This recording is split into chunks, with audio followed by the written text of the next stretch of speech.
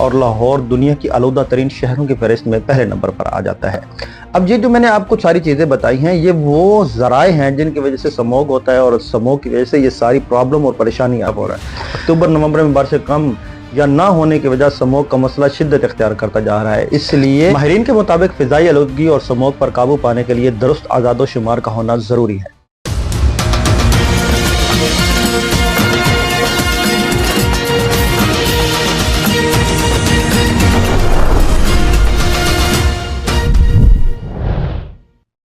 میں اورنگزیب خان ریاست.pk میں آپ کی خدمت میں حاضر ہوں۔ آج پروگرام میں جو بات کی جائے گی وہ ہے جو پولوشن ہے، اور اقوام متحدہ کی جو رپورٹ ہے اس کے بارے میں۔ اقوام متحدہ کے مطابق 2050 میں دنیا کی آبادی تقریباً 9 ارب 70 کروڑ تک پہنچ جائے گی، جس سے تقریباً 68% آبادی شہروں میں رہائش پذیر ہوگی، جبکہ موجودہ اعداد و شمار کے مطابق 55% آبادی شہروں میں مقیم ہے۔ شہر لاہور ایسے ہی شہروں میں شمار ہوتا ہے جو اپنی آبادی میں اضافے اور جدید سہولیات کی فراہمی کے لیے اپنے ارد گرد موجود سبزے کو قربان کر چکا ہے۔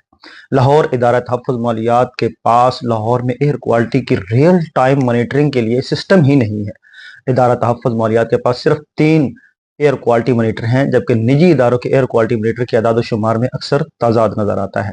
پنجاب کے دارالحکومت لاہور اس وقت سموگ کی بدترین صورتحال کا سامنا ہے۔ ہفتہ اور اتوار کے روز لاہور کا ایئر کوالٹی انڈیکس 1800 تک پہنچ گیا، اور لاہور دنیا کی آلودہ ترین شہروں کی فہرست میں پہلے نمبر پر آ جاتا ہے۔ ماہرین کے مطابق فضائی آلودگی اور سموگ پر قابو پانے کے لیے درست اعداد و شمار کا ہونا ضروری ہے، لیکن ادارہ تحفظ ماحولیات ناقابل اعتماد ڈیٹا پر انحصار کرتے ہوئے اقدامات اٹھا رہا ہے، اور ادارہ تحفظ ماحولیات صرف 3 ایئر کوالٹی مانیٹر کا ڈیٹا شیئر کر رہا ہے، جن میں US کونسلیٹ پنجاب، یونیورسٹی اور ٹاؤن لاہور میں نصب ایئر کوالٹی مانیٹر شامل ہیں۔ ان میں 2 ایئر کوالٹی مانیٹر نجی ملکیت، جبکہ ٹاؤن ہال میں نصب مانیٹر ادارہ تحفظ ماحولیات کا ہے۔ ادارہ تحفظ ماحولیات کے AQI ڈیٹا کلیکشن کے لیے بنائی گئی موبائل وین خراب ہے، جبکہ ان کے دفتر میں نصب ایئر کوالٹی کا مانیٹر ڈیٹا بھی شیئر نہیں کیا جا رہا۔ لاہور اس وقت 17 ایئر کوالٹی مانیٹر نصب ہیں، ان میں سے 3 سرکاری اداروں جبکہ 14 نجی اداروں میں نصب ہیں۔ تحقیقات کے مطابق نجی اداروں میں نصب زیادہ تر ایئر کوالٹی مانیٹر سرکاری لیب سے تصدیق شدہ ہی نہیں ہیں، اور ان کی تنصیب بھی SOPs کے مطابق نہیں کی گئی۔ اس کی وجہ سے وہ مانیٹر غلط ڈیٹا دیتا ہے۔ ڈائریکٹر جنرل ادارہ تحفظ ماحولیات پنجاب عمران حامد شیخ کے مطابق ادارہ کے پاس لاہور کے صرف 3 ایئر کوالٹی مانیٹر ہیں، جبکہ مزید 5 مانیٹر نصب کرنے کا منصوبہ ہے۔ انہوں نے تسلیم کیا ہے کہ کوالٹی مانیٹرز کی اکثریت درست ڈیٹا نہیں دے رہے، جبکہ ایئر کوالٹی انڈیکس ڈیٹا فراہم کرنے والی غیر ملکی کمپنیوں اور نجی اداروں کے مانیٹرز کا ڈیٹا ویب سائٹ پر شیئر کر دیتی۔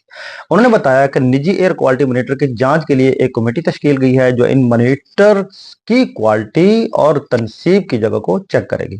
سموگ کی وجوہات: فصلوں کی باقیات کو جلانا، جنگلات کا کٹاؤ، دھواں خارج کرنے والی گاڑیاں، سموگ کے اثرات، کھانسی الرجی میں اضافہ، دم کی شدت میں اضافہ، آنکھوں کی جلن میں اضافہ۔ سموگ کی وجوہات: فصلوں کی باقیات کو جلانا، موسم گرما میں پنجاب کے زیادہ تر۔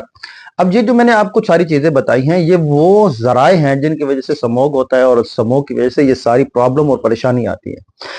تو جیسے کہ آپ کو پتہ ہے کہ موسم گرما میں چاول کی کاشت بہت زیادہ ہوتی ہے، اور پنجاب کے نیسٹ جو ایریا ہے لاہور کا اس میں تو چاول بہت زیادہ ہوتا ہے۔ سیالکوٹ ہے، یہاں پہ پھر موٹر وے کے ساتھ ساتھ سارے ایریا ہے، گجراوالا، شیخوپورہ، تو یہاں پہ بھی چاول کی کاشت بہت زیادہ مقدار میں ہو جاتی ہے۔ تو پھر یہ ستمبر میں اس کی کٹائی شروع ہوتی ہے اور اکتوبر میں اس کی کٹائی ختم ہوتی ہے، اکتوبر ستمبر تک۔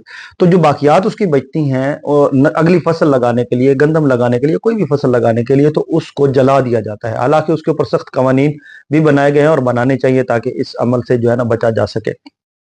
ایک تو یہ وجہ ہے۔ دوسرا، ہم نے جنگلات کاٹ کر سوسائٹیاں بنائی ہیں۔ ہم نے یہ نہیں سوچا کہ ہماری آنے والی نسل کن مشکلات سے دوچار ہو سکتی ہے۔ ہم ہمیشہ غذائی قلت کی زد میں ابھی آ سکتے ہیں کیونکہ ہم نے کاشت کرنے والے رقبوں پر سوسائٹیاں بنا لی ہیں۔ جنگلات کے کٹاؤ کی وجہ سے بارشیں کم ہو رہی ہیں اور گرمی کی شدت میں بتدریج اضافہ ہو رہا ہے۔ اکتوبر نومبر میں بارشیں کم یا نہ ہونے کی وجہ سموگ کا مسئلہ شدت اختیار کرتا جا رہا ہے۔ اس لیے بین الاقوامی سطح پر بھی اس چیز کو جو ہے وہ زیر غور لایا گیا ہے۔ جنگلات کی حفاظت کے لیے حکومتوں کو اقدامات اٹھانے چاہیے تاکہ سموگ جیسی ماحولیاتی مثال سے بچاؤ ممکن ہو۔ اب بات دوسری جو ہے جیسے وہ شہر بنتے ہیں، فیکٹریاں لگتی ہیں، پھر وہاں پہ رش ہوتا ہے تو لوگ آتے ہیں. تو پبلک ٹرانسپورٹ کا نہ ہونا بھی ایک جو ہے نا بہت بڑا مسئلہ ہے کہ جب ایک مؤثر اور اچھے انداز میں پبلک ٹرانسپورٹ کسی بھی شہر میں کام کرے گا تو لوگ اپنی گاڑیوں کو جو ہے نا وہ استعمال کرنا کم کر دیں گے، اور جس کی وجہ سے یہ بھی ایک ایفیکٹ جو ہے کم ہو جائے گا. لاہور سمیت پاکستان کا کوئی بھی شہر ایسا نہیں ہے جہاں پبلک ٹرانسپورٹ ہو. دنیا کے ترقی یافتہ ممالک میں ہر خاص و عام پبلک ٹرانسپورٹ استعمال کرتا ہے. یہی وجہ ہے کہ ان ممالک کی آب و ہوا آلودگی سے پاک ہمارے ہاں لاہور میں لاکھوں گاڑیاں روڈز پر ہوتی ہیں کیونکہ پبلک ٹرانسپورٹ نہیں ہے. انہی گاڑیوں کا دھواں لاہور کی آب و ہوا کو زہر آلود بنا دیتا ہے. پاکستان میں ایسی گاڑیوں کی تعداد بہت زیادہ ہے جو بہت زیادہ مقدار میں دھواں خارج کرتی ہیں. ایک تحقیق کے مطابق ایک گاڑی کے دھوئیں کے اثرات کو فضا میں ختم کرنے کے لیے تقریباً 40 درختوں کی ضرورت ہوتی ہے. اور ہمارے ہاں درخت دیکھ لیں اور پھر گاڑیاں دیکھ لیں. یہ ایک المیہ ہے جو آپ کے سامنے رکھنا چاہتا تھا. اپنے میزبان کو دیں اجازت. السلام علیکم.